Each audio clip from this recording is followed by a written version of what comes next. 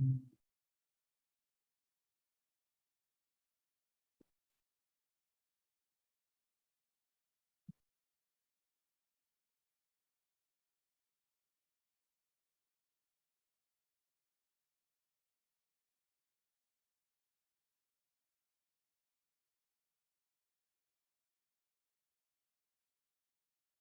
cool. Got a notification now.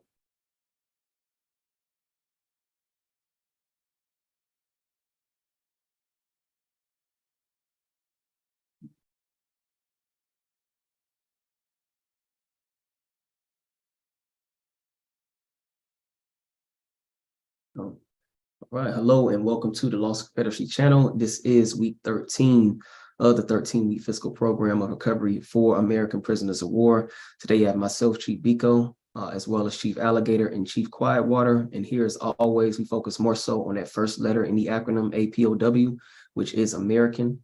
Today, we will go ahead and start off with the American Inventor, and then we'll jump into the readings and videos for today. Okay, you want to do the Inventor now? Yeah. And we just flow straight into it.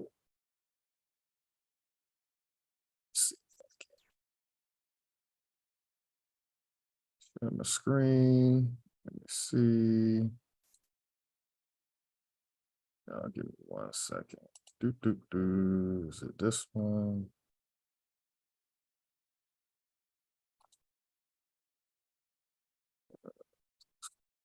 Okay. All right. Today's Inventor is going to be, let me move this out of the way. All right. Today's Inventor is going to be Henry A. Bowman. He invented the method of making flags. His federal patent number is 469395, February 23rd, 1892. He's from Dorchester, Massachusetts. And Henry Bowman's goal was to afford a practical and efficient mode of affixing the emblems or stars upon the field fabric of flags, regardless of size, and to create a mode by which the time, labor, and expense of manufacture are greatly reduced. So we can see here, make this a little bit larger. So basically what he's doing per the instructions on his invention is he would draw the star first, and then in figure 2, he would stitch it. But the way he would stitch it is it would automatically show up on the other side of the flag as well, so that the stars would be even. No matter what side of the flag you're looking at, everything was going to be in order. And then I'm going to click on his second image for the invention, where he's showing how those stars will be perfectly in order on both sides of the flag. And then he even came up with this symbol as well as an invention. So he sped up the process for people making flags. He created a cost-efficient way for flags to be made and for them to be even on both sides of the flag. That's today's American Inventor. As far as I know, his family nor this group of people do not receive a percentage of income from this invention. Great inventor for this week. Definitely a good one. Next, we'll go ahead and have Chief Quietwater with this week's Dr. Woodson quote. I'll go ahead and share my screen and just let me know which one you want to do for this week. I'm going to do number 1. Okay, philosophers have long conceded, however, that every man has 2 educators, that which is given him, and the other that which he gives himself. Of the 2 kinds, the latter is by far more desirable. I just think that's something that we just have to continue to remind ourselves, that we can't continue to just be fed information and given information without us actually reading and self-educating ourselves with finding the information that we need to move us and push us forward as a people. So I think this one is important and should be drilled in, and we all need to just be on the same page with that, is that we have to continue to educate ourselves and not just be given information and their education and indoctrination. Definitely agree on that. Definitely agree on that. Find out this information for ourselves. Don't even take what we're giving you on this channel as, you know, the 100%, you know, read the documents for yourself. That's definitely why we always provide those documents whenever we're doing these readings. That way you all can go through on your own time and cite to these actual resources and cite to these documents yourself. So definitely a good quote, especially to jump off into the readings for today. Lastly, we'll go ahead and read off the legal definitions and maroon historical points. Number one, American is indigenous to America. Number two, descendants, one who follows in the bloodline of an ancestor, either lineally or collaterally. Number three, slavery, a situation in which one person has absolute power over the life, fortune, and liberty of another.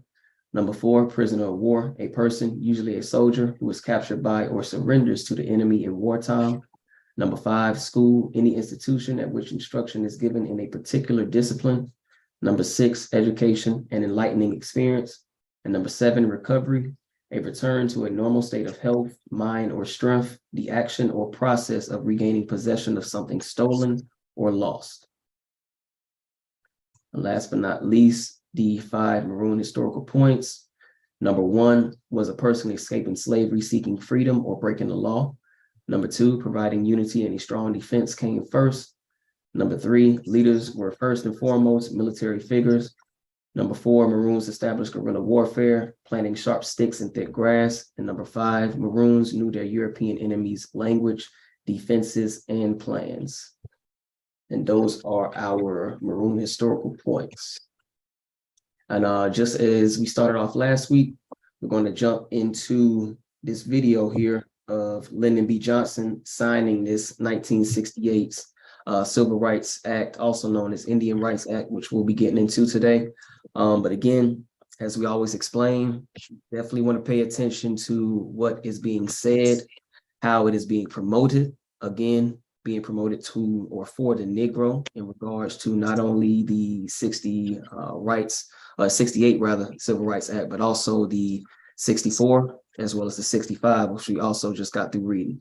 So again, for everybody in the chat, for the viewer, definitely pay attention to the language used, the verbiage, how he again makes this seem like this is all for the Negro. But again, as we read these documents, that's exactly what we're looking for. Actual concrete evidence, a concrete wording showing Negro within these documents. Because again, we have not seen anything that is specific to our group of people.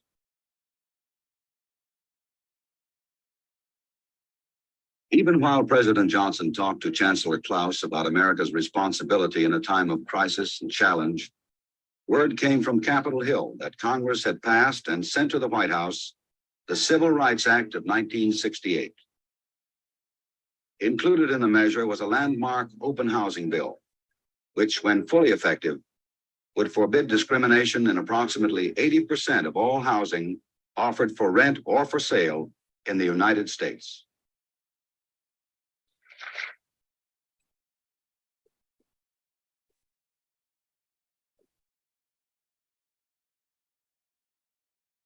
I do not exaggerate when I say that the proudest moments of my presidency have been times such as this, when I have signed into law the promises of a century. I shall never forget that it is more than 100 years ago when Abraham Lincoln issued the Emancipation Proclamation. But it was a proclamation. It was not a fact. And in the Civil Rights Act of 1964, we affirmed through law that men equal under God are also equal when they seek a job, when they go to get a meal in a restaurant, or when they seek lodging for the night in any state in the Union. And now the Negro families no longer suffer the humiliation of being turned away because of their race. In the Civil Rights Act of 1965, we affirmed through law for every citizen in this land the most basic right of democracy, the right of a citizen to vote in an election in his country. In the 5 states where the act had its greater impact, Negro voter registration has already more than doubled. Now with this bill, the voice of justice speaks again. It proclaims that fair housing for all human beings who live in this country is now a part of the American way of life. We all know that the roots of injustice run deep, but violence cannot redress a solitary wrong or remedy a single unfairness. And we just must put our shoulders together and put a stop to both. The time is here. Action must be now. All right. So again, we have to kind of go back and walk through this timeline of remembering what exactly was taking place during this time, of course, during the 60s, late 50s into the 60s, to even set up the civil rights that we know today. So again, we go back to the early 60s. If we're going to, walk through this timeline of, intense military occupation, that was what the 1964 Act was all about. Just easing up on, again, this intense military occupation, okay, allowing the Negro to go to school with the quote unquote white people, allowing the Negro to have access to public accommodations, allowing them to be able to eat at certain restaurants, things of this without that being deemed unlawful or without them breaking the law for these type of actions. Then we go ahead and jump into, as he stated here, this 1965 voting rights. And again, how he specifically stated now the Negro voter registration has increased within 5 states. But again, when we read that document, there was nothing specific to the Negro yet. During these proclamations, during these announcements, whatever you want to call it, it's the same thing. They'll highlight one group of people, our group, as if, again, it was specifically for our group. But again, we know that this is for the world. This is for the world to benefit off of, and we just, again, got this through default. Since everybody can get it, now the Negro can, but again, within these speeches, they like to highlight the Negro instead of highlight who it's actually for, which is everybody, benefiting everybody, yet the Negro was the one that was being intensely occupied on our own land.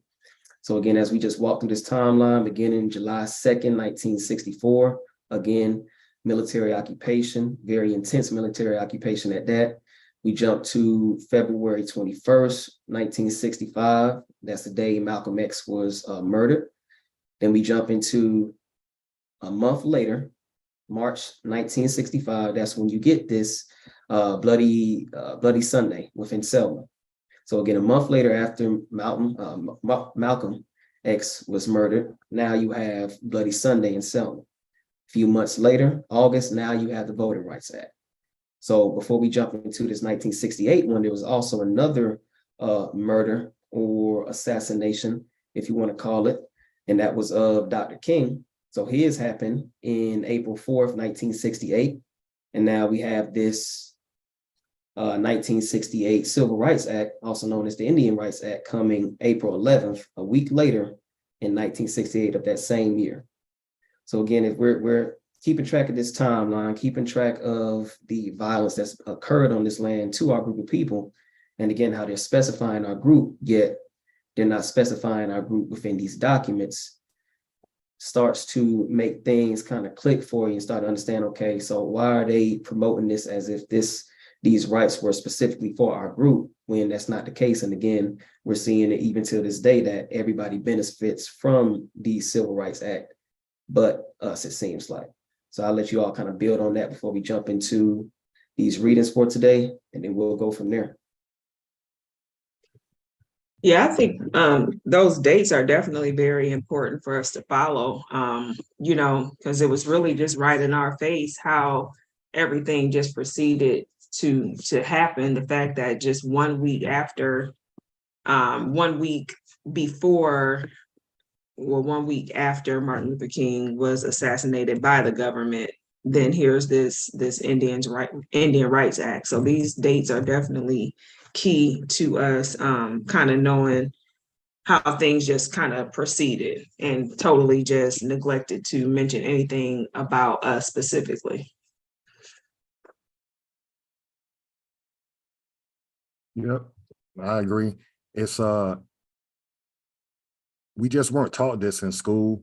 That's number one while we're doing this. I didn't learn anything about this. The only thing I really learned was a couple of images about the dogs being sicked on in the 60s, Rosa Parks. You know, they nitpick around what really happened. But when we look at that timeline and understand that that video that you're continuing to show is 7 days after the government killed Martin Luther King. So in practicality, this was to stop riots. So we've all heard of the 1968 riots, the 1964 riots, the 1965 riots. Our people were rioting and burning down cities as they killed Malcolm X, you know, as they killed King, right? Then you got this Vietnam War going on where you drafting our parents and our uncles and our cousins, sending them across to Asia to go fight the enemy when you're fighting on your own homeland. So just being able to be specific and really drill down to what happened, because the elders don't like talking about this. And that's pretty much why Generation X, that comes right behind the 60s, the people born in the 70s, that's why we're kind of all over the place, because we're not grounded in what happened. So we're just trying to just ground the reality of what happened. This government was constantly warring against this group of people in the 60s. And hopefully by today, when we get into the beginning of this Indian Rights Act of 1968, we all can intellectually agree, do away with the word Black, Negro, colored. Afro-American wasn't even a thing at this point. That doesn't come in until the 90s. But we need to throw away the words Negro, Black, and colored, because after tonight, it's not in law. Absolutely. Great point. Great point. And that's going to just segue us into this 1968 Civil Rights Act, also known as the Indian Rights Act. But Hit that map first, Chief Biko. Got you. But definitely, before we get into it again, just remembering what was stated within that video of how he pointed out, and again, this goes back to both Chief Quietwater as well as Chief Alligator's point, they'll nitpick certain things in history. So he immediately addressed the Fair Housing Act, which we'll see within this document. But before we even get to the Fair Housing Act, we're going to see the rights for Indians. So that wasn't mentioned within that statement or that proclamation that we just saw within that video for Lyndon B. Johnson. So I definitely wanted to make sure we highlight that. But this here is the American Removal Act map, pretty much showing again all of the different nations within the Creek Confederacy, also known as the Muskogee Confederacy, and how they removed again west of the Mississippi into this Indian territory. And this is in 1830. So again, all of these nations that are now quote unquote nations within Oklahoma, and you'll see that their establishment dates are way after this 1830 date, but all of them came from, again, these areas within the Southeast United States, also known as the Creek Confederacy. So this is very important as we read this document, because again, what we're trying to do is do these Indian rights that we're going to read within this 1968 document, do they apply to our group of people? And if so, that should pretty much, again, just be the nail in the coffin. At this point, it should be multiple nails within this coffin, but again, just drive home the point that we are the Americans, we are these people that they had reclassified as, you know, reclassified from American Indian, Negro, color, et cetera, et cetera. Do you want to kind of build off of that, Chief Alligator, with the map? Yeah, I'm sure Chief Codwater does as well. We got to be careful with our words. We didn't have nations. We had tribes and territory and confederacies. When you say nation, you're talking about corporate fictions that the United States government creates in order for them to communicate with each other via paperwork. United States government would be a nation. These 5 civilized tribes, which they're calling nations, that they're putting in Oklahoma, nations can only communicate with nations via documentation. The reason why this is important when you're doing your family genealogy, if your bloodline comes from the South, your bloodline may be on a Dawes roll. There's 2 Dawes rolls. There's one for Oklahoma and there's one for the East. So that's critical when you're going back because your family may be on a Dawes roll. What is the Dawes roll? That didn't come up to the late 1800s, but it's a military record. So all these different arrows that you're seeing of the Cherokee, Creek, Chickasaw, Seminole, and Choctaw, you have to understand those tribes are originally from east of the Mississippi River. Everybody in Oklahoma right now that's claiming those tribes, they're not the original people. If your bloodline goes back east of the Mississippi River and you can trace it back to who you descend from, that we are the original people. Some of those people in Oklahoma are derivatives of us, but they also started adopting Europeans, people from African descent into these tribes through the 1866 Indian treaties. So this Indian Removal Act, through school, we're taught it didn't apply to us. It does apply to us. You don't get Tulsa, Oklahoma, Black Wall Street without moving the original people who had towns east of the Mississippi into what we know now as Oklahoma. Make it make sense. We don't have to trick you. This is not hocus pocus. People who were used to running things east of the Mississippi were forced via military west. And so naturally, they're going to build like they had east of the Mississippi. The problem is you got people in Oklahoma right now that are adopted into what we originally descend from, and they're acting as if they're us. But there's no record of them. There's no record of the Asian Mongoloid running towns, creating anything. That's where their lives are going to catch up with them. So I want to stress that. And I also want to add in shout out to the people in New Orleans, because you can see that red line from Tampa to New Orleans. There's a direct link between Florida and New Orleans. Check your second line. When people celebrate the second line, which was going on about 2 weeks ago, they're honoring a lot of the chiefs that came from Florida during the Seminole Wars. Do your research on that. Chief Quietwater, you want to build on that? I think the key point for us to just realize is, like you said, we had things going on. We were prestigious. We were creating things. We ran things. And so it shouldn't be hard for us to understand that they basically just stole everything from us. So like you said, the Tulsa, Oklahomas, the way business was ran and things like that, it was us who created it. And it just got infiltrated. So I think, again, it goes back to us understanding and knowing who we are, where we come from, for the whole picture to make sense. It shouldn't be that hard for it to just click at some point and for us to wake up. Absolutely. Absolutely. So with that being said, we'll go ahead and jump into this 1960 Civil Rights Act. Share my screen.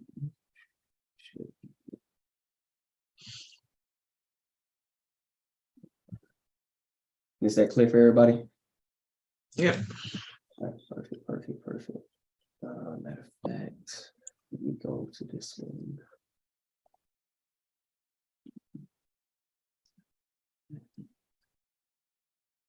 This one. All right, cool. All right, I'll go ahead and start off the readings. Civil Rights Act 1968, Public Law 90-284, 82 Stat 73, as amended through PL 117-103, enacted March 15th, 2022. Currency. This publication is a compilation of the text of Public Law 90-284 It was last amended by the public law listed in the as amended through note above and below at the bottom of each page of the PDF version and reflects current law through the date of the enactment of the public law listed. Let me see. Note, while this publication does not represent an official version of any federal statute, substantial efforts have been made to enforce the accuracy of its contents. The official versions of federal laws found in the United States statutes at large and in the United States Code. The legal effect to be given to the statutes at large in the United States Code is established by Statute 1 USC 112 and 204. And this here is an act to prescribe penalties for certain acts of violence or intimidation and for other purposes, being enacted by the Senate and House of Representatives of the United States of America in Congress assembled, that this act may be cited as the Civil Rights Act of 1968. So we have Title I here, interference with federally protected activities, Section 101, amends Chapter 12, Civil Rights, Title 18, United States Code, by inserting at the end thereof a new section 245 relating to federally protected civil rights activities. Nothing contained in this section shall apply to or affect activities under Title 8 of this act. The provisions of this section shall not apply to acts or omissions on the part of law enforcement officers, members of the National Guard, as defined in Section 1019 of Title 10, United States Code, members of the organized militia of any state or the District of Columbia not covered by such Section 1019, or members of the armed forces of the United States who are engaged in suppressing a riot or civil disturbance or restoring law and order during a riot or civil disturbance. I definitely want to pause there because that's very important. It's basically saying that these provisions that are going to be read within this title do not include, or these select few groups don't have to abide by what's going to be pretty much laid out within this title. And that would be that National Guard, any of your law enforcement, as well as the militia, as you can see here, of any state or the District of Columbia, as well as the armed forces. So now whenever you see things like 2020 happen, and then again, you get that National Guard coming out, you get militias, law enforcement, now that makes sense. And it's all stated here within the first pretty much 2 paragraphs of this Title I. So what's that really saying? Just kind of straight up the middle. Military occupation. Yeah, the military occupation will not be ceased due to this act, and also Title 8. Title 8 is the Fair Housing Act. So when you read subsection B, nothing contained in this section shall apply to or affect activities under Title 8. So nothing in this act has nothing to do with the housing, the fair housing. That's what Title 8 is going to be under here. So those are 2 key things. The military, the militia, National Guard, any enforcement agency, DEA, FBI, CIA, they ain't studying this shit. You follow me? Great point. Great point. Anything you picked out, Chief Quietwater? It's pretty simple. I agree with everything. Yeah. Okay, excellent. I'll continue here. Section 102 amends the analysis of Chapter 13 of Title 18 of the United States Code by adding at the end thereof an item for the catch line of Section 245 added by Section A. Section 103 amends Section 241 of Title 18 United States Code. B amends 242 of Title 18 United States Code. And C amends Section 12 of the Voting Rights Act of 1965. Section 104 amends Title 18 of the United States Code by inserting immediately after Chapter 101 a new Chapter 102, which is basically going to talk about riots, it looks like here. Right, but hold on, because at the bottom of each page, it's going to show when it was amended. That was just last year. For the people that's viewing, they recently amended this act to add riots. So not only are we ignorant to what the 1968 Civil Rights Act 64 and 65 really pertain to when it pertains to our group, we're not even realizing that they're still making changes to it just as recent as a year ago, last year. And this So was probably sparked from 2020, right? Correct. Yep. So this is why we're losing as a group of people. An uninformed group of people just don't know what's going on. So that's why knowing is half the battle. And that's why doing it the way we're doing it, just staying in chronological order from a timeline perspective and reading these documents for ourselves, because the way that we've been learning through TV and through school, it doesn't work. Because we thinking that we're claiming to be something that's not in writing, Negro, Black, and colored, or Afro-American. It's not historical in their records. So we have to be imbeciles at law to be running around, getting in front of TV, talking about we Black, Afro-American. Just that simple. This ain't hard. It's on you. Kind of just to make it all come together too, they added it to this act in particular. Again, which we'll step into in Title II, is going to show Indian rights, but again, they're adding it to this 1968 one. So again, just standing on the edge of the coin, do these acts apply to us? And if so, who are we really within these acts? Because again, stated, we're not Negro, we're not colored, we're not Black. We're not seeing any of those reclassifications within these documents. So there's definitely something to very important to be looking out for. So let's jump in here. Before you jump in, hold on, before you jump in, anybody who watches this video or people who are in the chat, why have you never seen an act that's titled Rights of Colored, Rights of Negro, or Rights of Black? We're looking at Title II of this act, and it's specific to rights of Indians. This is why we're saying stop using the word Black, Negro, colored, or Afro-American. You're never going to see something that Congress wrote that says rights of Blacks. It's just that simple. They can be specific. They're being specific to not be specific in writing with us for a reason. Y'all want to build on that before you take off? They're finna give the definition of what an Indian is. They've never given you the definition of what a Negro is. They've never gave you a definition of what Black is. They've never gave you definition of what colored is or Afro-American in any lawful document that comes out of their Congress. Y'all want to build on that? This shit ain't hard. Go ahead, Chief Whitewater. I think it's important. I mean, this will actually be my first time reading it thoroughly as well. It was brought to my attention a couple of months ago, but just going in depth with it, it's important for us to know, we have not up to this point seen Black, Negro, colored in any documentation. And now they're about to break it down. So I just think that it's important for us to know. We have to know these things, and we have to continue educating ourselves. No, I definitely agree with both of y'all. Funny, I was having a conversation with my mom, and she was like, her grandmother was saying, we're Indian and such. So not Native American, not African American, not Black, not Negro. She used the specific word that is in this document, and that was Indian.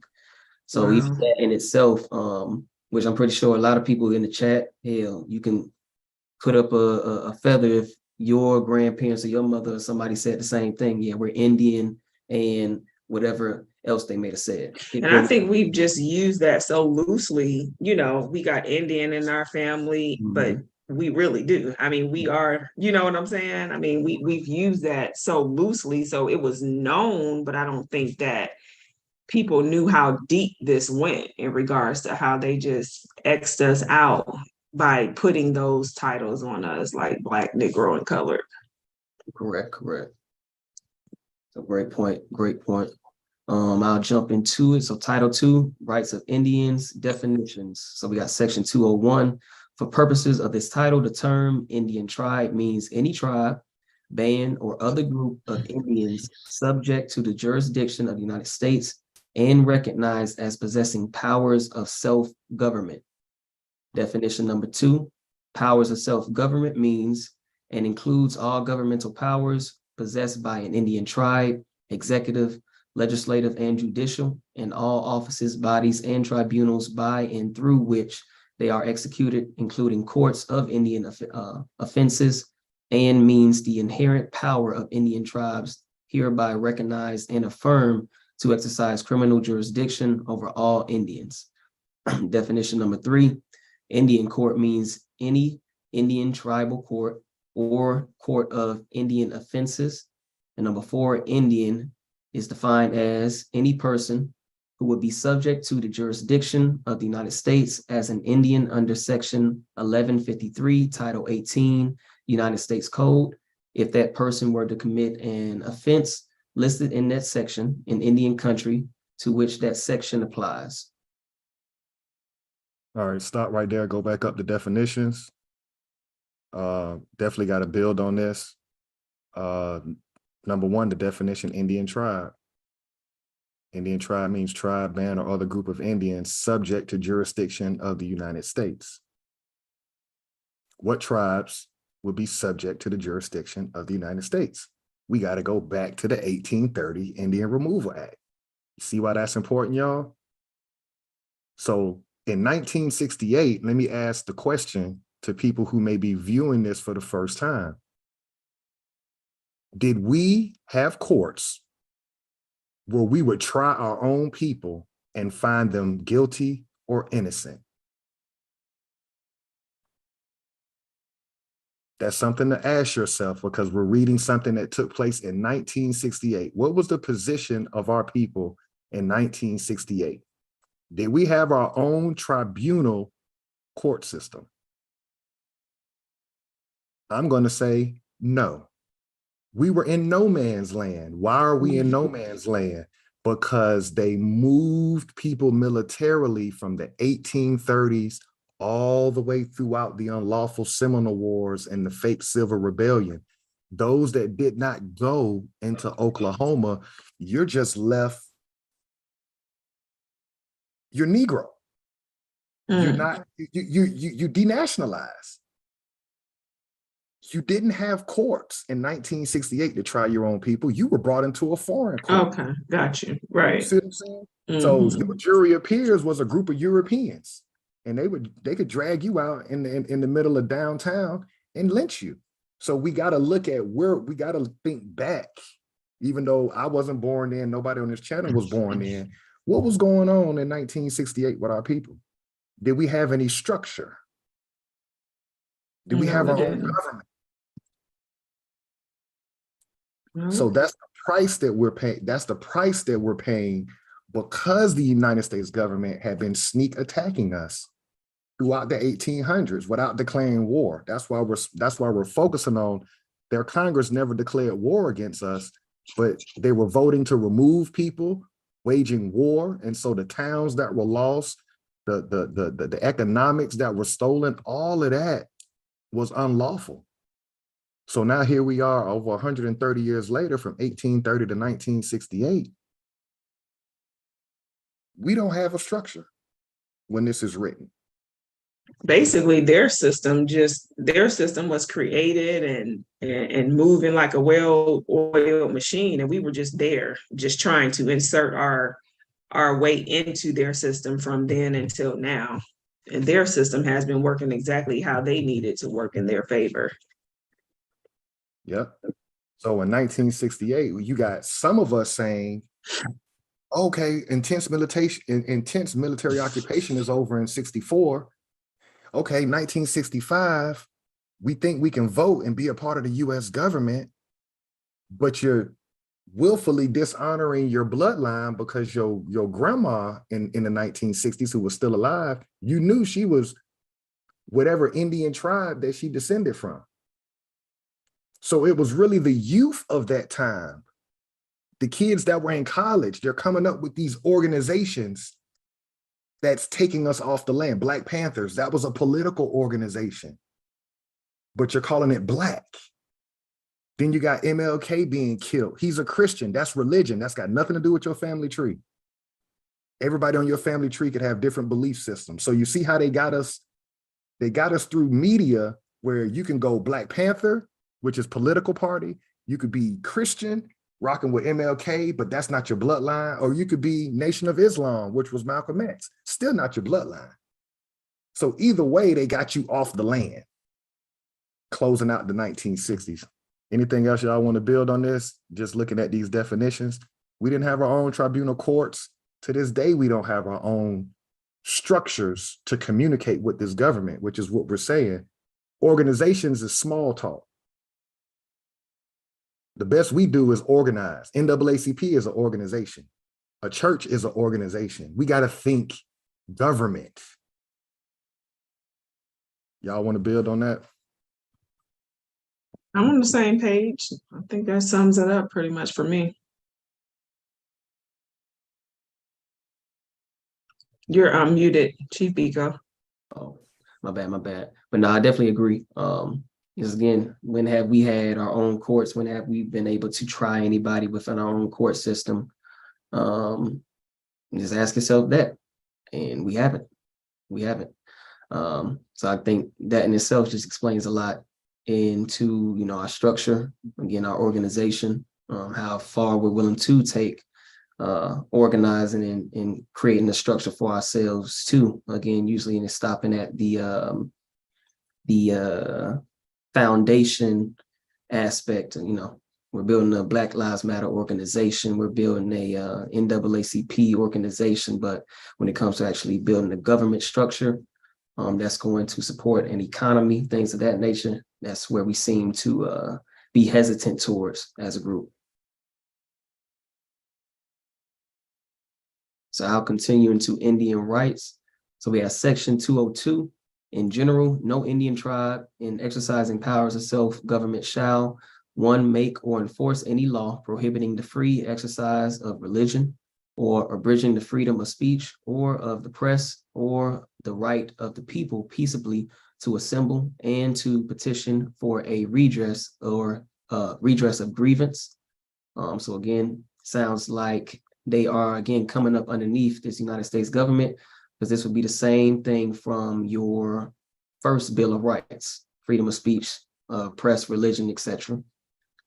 We got number 2, violate the right of people to be secure in their persons, houses, papers, and effects against unreasonable search and seizures, nor issue warrants, but upon probable cause, supported by oath or affirmation, and particularly describing the place to be searched and the person or thing to be seized. So again, sounding like number 2 of the Bill of Rights, as far as that amendment. Number 3, subject any person for the same offense to be twice put in jeopardy. Number 4, compel any person in any criminal case to be a witness against himself. Number 5, take any private property for a public use without just compensation. Number 6, deny any person in a criminal proceeding the right to a speedy and public trial, to be informed of the nature and cause of the accusation, to be confronted with the witnesses against him, to have compulsory process for obtaining witnesses in his favor, and at his own expense to have assistance of counsel for his defense, except as provided in section B. Scroll back up real quick to the first one and what you just read. Section A, where it says, in general, no Indian tribe in exercising powers of self-government. That's a contradiction. If I really own and run something, nobody tells me what to do. Correct. So here the United States government is saying, if you're an Indian tribe and you're self-governing your tribe, they're telling you what you can and can't do. Correct. And they started this in 1866 with the fake Indian treaties, or I'm gonna say unlawful Indian treaties, because you moved people into Oklahoma, gave them nation status that were not the real leaders of those tribes that came from east of the Mississippi. They walked people via their military into Oklahoma, adopted European peasants, people of African descent, and other people into these new 5 civilized tribes, and then made them a subsidiary of the United States government. That's how they're able to dictate to them what you can and cannot do. We have to be able to correspond government to government with the United States government. I don't know why we can't envision ourselves of having our own legislative, judicial, and executive branches based on the way we want to run it. So the European may want to give life sentences for crimes. Imagine what it would look like if our people created our own criminal system and said, we don't believe in life imprisonment. So if you found one of our people in your jurisdiction, we need that person back to be tried by a jury of his true peers.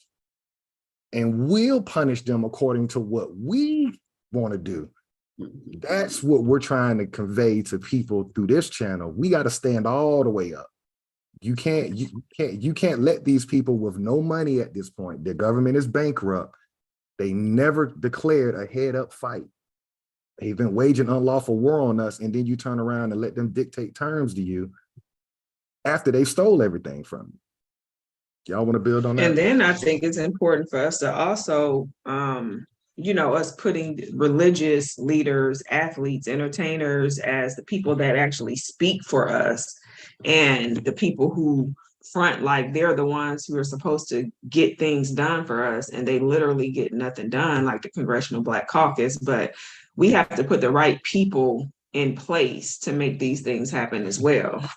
So I think that's important for us to step away from, letting these preachers be the four people of our group, basically.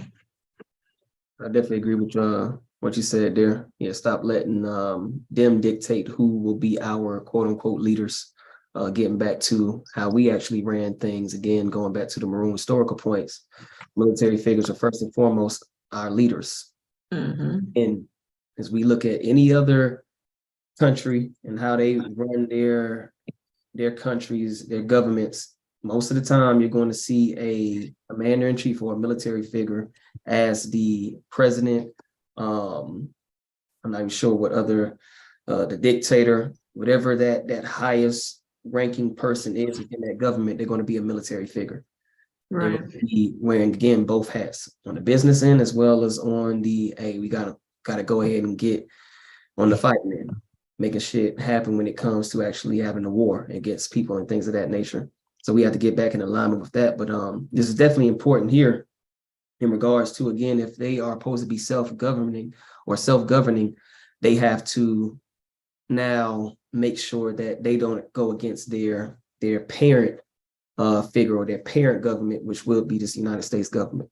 So again, it's highlighted here. No Indian tribe in exercising powers of self-government shall make or enforce any law prohibiting, again, the free exercise of religion, press, speech, etc. Again, so you nations here within this now Oklahoma, this state of Oklahoma in their Indian territory, you can govern it how you want, but you can't go against our Bill of Rights. Mm. So again, you can't govern it as you want because, again, now you're still subjective to a higher power, a higher authority, which again would be that United States government. Right. That's very key in this. I'll jump down to number 7. 7 says require excessive bail, impose excessive fines, or inflict cruel and unusual punishments. B, except as provided in subparagraph C, impose for conviction of any one offense, any penalty or punishment greater than imprisonment for a term of 1 year or a fine of 5,000 or more, 5,000 or both. C, subject a subsection B, impose for conviction of any one offense, any penalty or punishment greater than imprisonment for a term of 3 years or a fine of 15,000 or both, or impose a person in a criminal proceeding a total penalty or punishment greater than imprisonment for a term of 9 years. So 8, deny to any person within its jurisdiction the equal protection of its laws or deprive any person of liberty or property without due process of law. Number 9, pass any bill or attainder or ex post facto law. Or 10, deny to any person accused of an offense punishable by imprisonment the right upon request to a trial by jury of not less than 6 persons. We have B, offenses subject to greater than 1 year imprisonment or a fine greater than 5,000. A tribal court may subject a defendant to a term of imprisonment greater than 1 year, but not to exceed 3 years for any one offense, or a fine greater than $5,000, but not exceed 15,000 or both. If the defendant is a person accused by a criminal offense who has been previously convicted of the same or a comparable offense by any jurisdiction in the United States, or is being prosecuted for an offense comparable to an offense that would be punishable by more than 1 year of imprisonment if prosecuted by the United States or any of the states. So again, just highlighting how they are not able to have sovereignty, basically, are not able to be really self-governed, because again, they can't go against any of these things already established, or in case of this last section, any offenses that have already been tried underneath the United States government, they can't, again, do double jeopardy and try them underneath their own tribal court system. Right, but there is some benefits to this. The benefit is this is for people who grew up on reservations. Correct, yeah. One of the benefits of growing up on a reservation, right, which if we look at the historical reality of a reservation, that just means that at one point in time between the 1830s up until about the early 1930s, your family members were forced via military to a fort. Because when you trace those treaties back to when they were setting up Indian Territory in Oklahoma, they were putting those people on military bases and forts. That's how we get Fort Gordon and all these different treaties, right? That was military signing them. It wasn't the United States government. But the benefit of people who grew up on a reservation, if they want to try to act like they're better than those of them that really have family that go back to what we know now as Georgia, Alabama, Mississippi, who look like us, they got a chance to see their peers, people who look like them, run government. And from what they're saying, those people don't even look like them. They're saying they're Asian Mongoloid, and they're even dealing with political racism within the reservations. But for that invisible person, that Negro, Black, or colored person, when have you ever walked into a court system that was run by you? That's what we're trying to bring to our people's attention. This is a problem. You don't run anything. So when you walk into court, it's not even tribunal court, you're walking into court with foreign law, and you're walking into a jurisdiction that's operating under common law. That's not from your ancestral lineage. And you wonder why you're the most mass incarcerated on planet Earth. So we've never seen something run by us that we answer to, and we know that those people have our best interest at heart because it's our people. I'm gonna stop right there. That's why it's time for us to stand all the way up. It's not gonna work any other kind of way. Chief Whitewater. Yeah, I definitely agree with that. For sure, I'm on the same page. Same. Definitely piggyback off everything you just said, stated right there. So we have to get back to, again, running our own shit, establishing our own government. Without that, we'll end up just like this in regards to, okay, just being a subsidiary underneath this United States corporation. So I'll pick up here on rights to defendants. In a criminal proceeding in which an Indian tribe, in exercising powers of self-government, imposes a total term of imprisonment of more than 1 year on a defendant, the Indian tribe shall provide to the defendant the right to effective assistance of counsel at least equal to that guaranteed by the United States Constitution. And 2, at the expense of the tribal government, provide an indignant defendant the assistant of a defense attorney licensed to practice law by any jurisdiction in the United States that applies appropriate professional licensing standards and effectively ensures the competence and professional responsibility of its licensed attorneys. Number 3, require that the judge presiding over the criminal proceeding, A, has sufficient legal training to prescribe or preside over criminal proceedings and is licensed to practice law by any jurisdiction in the United States. 4, prior to charging the defendant, make publicly available the criminal laws, including regulations and interpretative documents, rules of evidence, and rules of criminal procedure, including rules governing the recusal of judges in appropriate circumstances of the tribal government. I'm gonna just pause right there. But again, this is just more highlights and more clarity of how these quote unquote self-governing nations have to abide by the United States rules and regulations and even their standards when it comes to their law. They're not saying you have to be licensed in your own laws. You have to be licensed in according to United States rules, regulations, procedures. You have to be adequate for us, and that will determine if you can be an attorney for a defendant or anything like that. So again, you still have to live up to our standards underneath the United States government, not your own standards. So again, just another clear example of how they're not self-governing if they still have to abide by somebody else's, another nation at that, rules and regulations. That makes sense to me. Can you pull up that map real quick again of the Indian Removal Act? Yeah.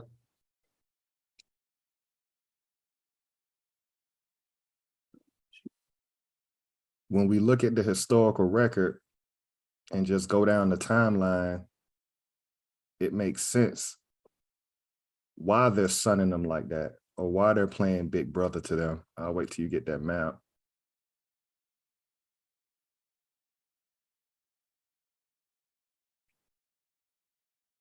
So basically, we can see on this map, we can see Fort Gibson, Fort Townsend, Fort Coffee, Fort Smith. So they've already got military posts set up in what was then Indian territory. It makes sense that the United States government is like, look, we're gonna escort you east of the Mississippi River, and you're gonna steal the birthright of the people that are from the southeast region of North America, east of that Mississippi River, but we got you. We're gonna protect you. Because them people gonna be hostile against you because now you're claiming to be Cherokee, Creek, Chickasaw, Seminole, Choctaw. You follow me? So they don't have an issue with being subservient to the United States government because they're not the original people. And how we know that is when we look at historical record, we see towns that our people operated out of. You don't see our people with teepees and tents. We invented all these industries, the railroad system, all of this stuff we invented. But it's like a cartoon. It's like Wizard of Oz. They gave a group of people our birthright. They're protecting them militarily. Meanwhile, they have to miseducate the original people on the land through school and through TV, movies, books,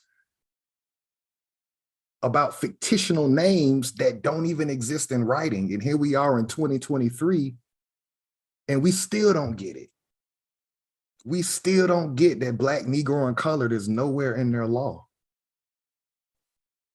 Y'all want to build on that? It makes sense. Why would they go against this? Because they're reaping the benefits of something that they're not supposed to inherit. So it's almost like what they call the First World War, it really was against us. I'll stop right there. I'm just looking at the chat and I see, I just responded to Dark Gable, the Amaru Khan, basically saying that we are the majority and most of these places just take over. Our ignorance is the only thing that's holding us back. And I definitely believe it, like I say this all the time, it is our ignorance. I really just think if we knew the majority or even a piece of some of this information, it would give us the confidence to know that, like, hey, we really did have some things going on. We really did run things, but just throughout the years and the reclassification and the narrative and the indoctrination, we were made to think like we didn't know nothing, that we were slaves and that we were just submissive to everything that was just thrown at us. So that's my thoughts on it.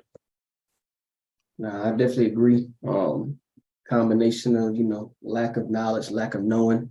again, who we are, knowing this history, knowing this government's history, but also again, yeah, and with that, coming of understanding, you'll hopefully have pride in regards to who you are and where you come from, especially when it comes to this land, especially after you read the constant warning. And again, not all losses or ills in regards to our people. We fought back. We won a lot of wars, a lot of battles.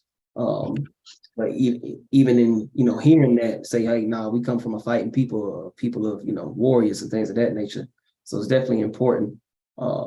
And I was just trying to look up to see where Tulsa kind of landed between these areas of where they are now classifying as the Cherokee Nation. So I definitely want to just kind of show that, because I think that'll speak a lot into what you kind of stated there too, Chief Alligator. Let me see here. So we take a look here. We got Tulsa, Oklahoma, right there.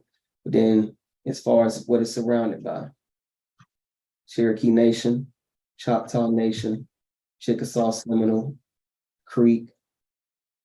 So again, if we haven't, like you stated, these groups of people who are taking our birthright, our identity, and again, being protected. And even if we kind of jump back, you'll see like, okay, these forts are still located right on where you're seeing these different nations.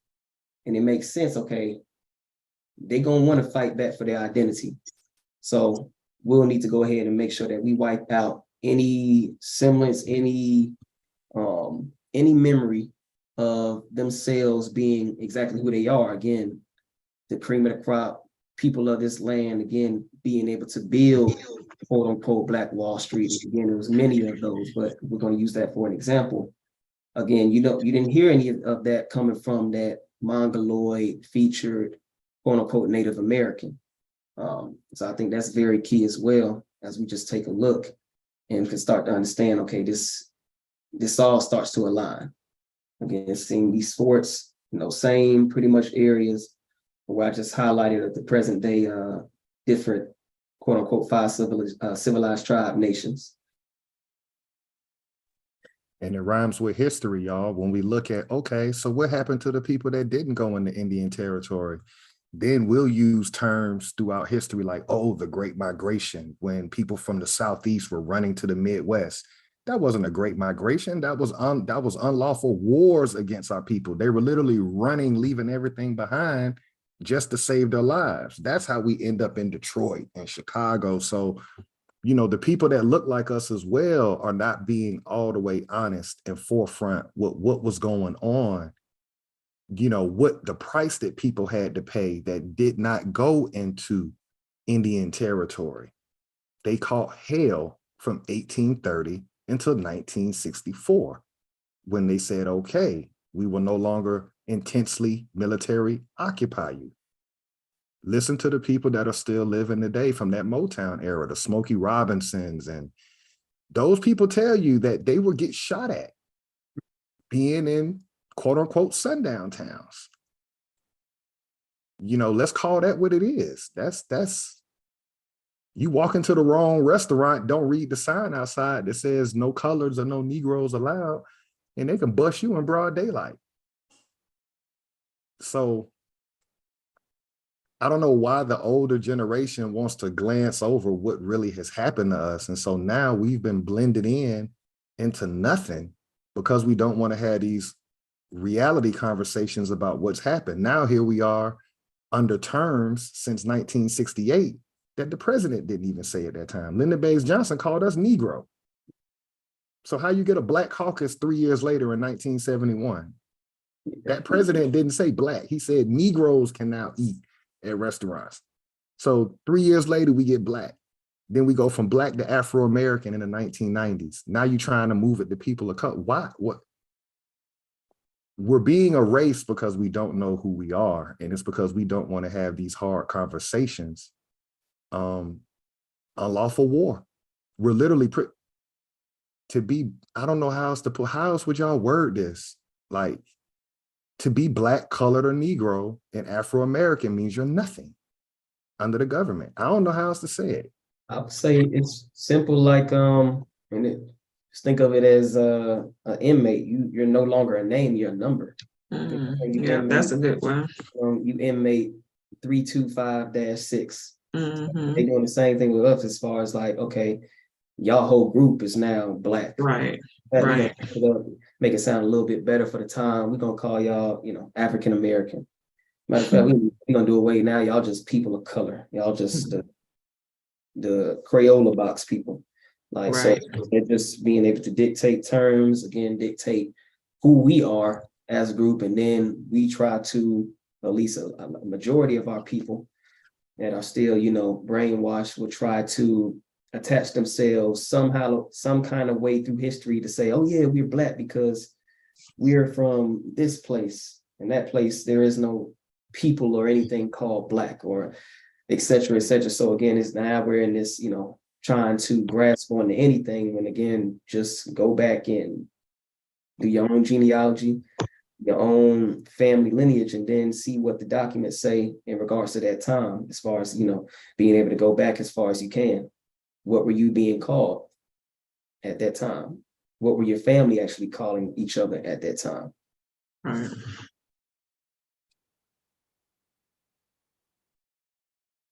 Is it frustrating to have this kind of conversation? Do y'all get bothered internally? Like when we'll stop where we are here. We'll finish up this section, but we're showing you now that there's clear definition. The U.S. government gave a clear definition of who the Indian was. You've never seen a clear definition where Congress has voted on something about who the Negro was, or who the Black was, or who the Afro-American was. This should be the point where we get it. Like, Right. okay, this does not exist. Correct. It is frustrating. It's definitely frustrating because it really, I mean, even me on this journey of learning all of this information is not hard, and it's not hard to understand either. So it is frustrated that on the mass level that a lot more people don't know or willing to learn this information. I definitely agree. Especially when it's like you're hammering home the same examples, and at some point, hopefully it's going to click. That alarm is going to ring off for, the majority of our people. Not everybody on this chat, we already in tune. That's the reason why we're here, but as far as the majority of our people, it's like, okay, we show a video of Lyndon B. Johnson talking about this 1968 Civil Rights Act, mentioning Negroes. We reading the document, no Negroes in sight. Who is it specifying though? The Indians. So you can't say they can't be specific to a group when the first, I believe, 17 or not 17, but the first 7 titles are going to be specifically for the Indians, which again will be our family that split from us during this 1830s. So it's like, damn, okay, they're saying they can't be specific to our group, yet they're being specific to a group, and they're mentioning us within their propaganda, their media techniques, all these different things. But when it comes to the documents, we're nowhere to be seen. So it's like, okay, at this point, why continue to have faith in the system? Why not we just go ahead and start our own shit? We understand this is our land, start our own government, things of that nature. And yeah, it definitely gets frustrating because it's not that hard to uncover. It's not that deep as far as the information that you have to look up. Can you scroll back up as we close out on today's video where it says the definition of Indian?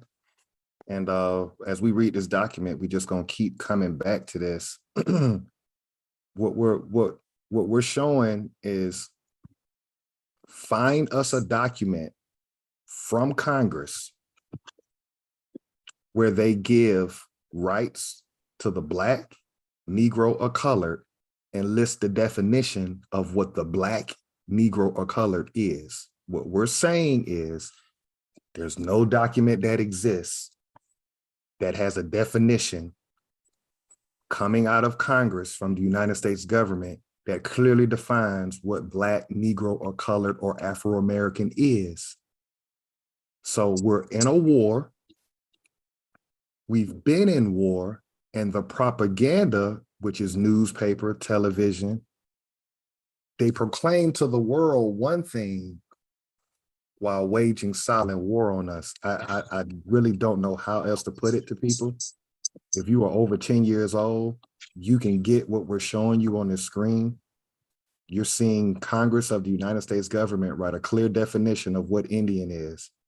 You will not see anything from this government talking about rights of Negroes, rights of colored, rights of Black.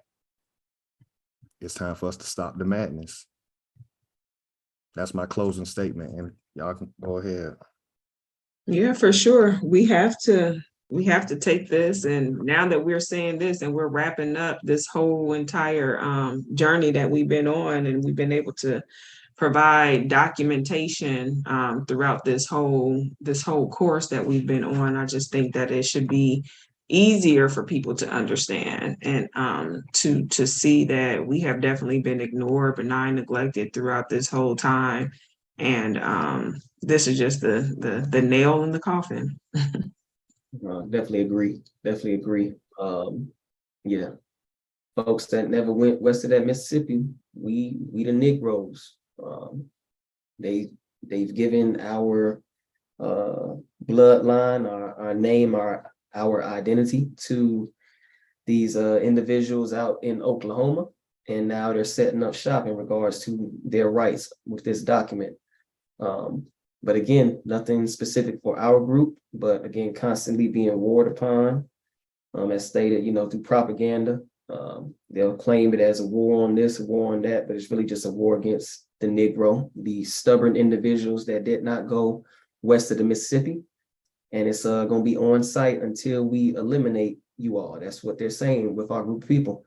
And until we actually wake up and understand that, again, like Chief Quietwater stated, understanding our history, becoming knowledgeable on this information, we'll continue to be wiped out, picked apart individually and as a group until we come to that realization that say we are these individuals. We have to retake our names back and check not only, this United States government, but also these individuals who are basically set tripping in regards to our tribal and bloodline names.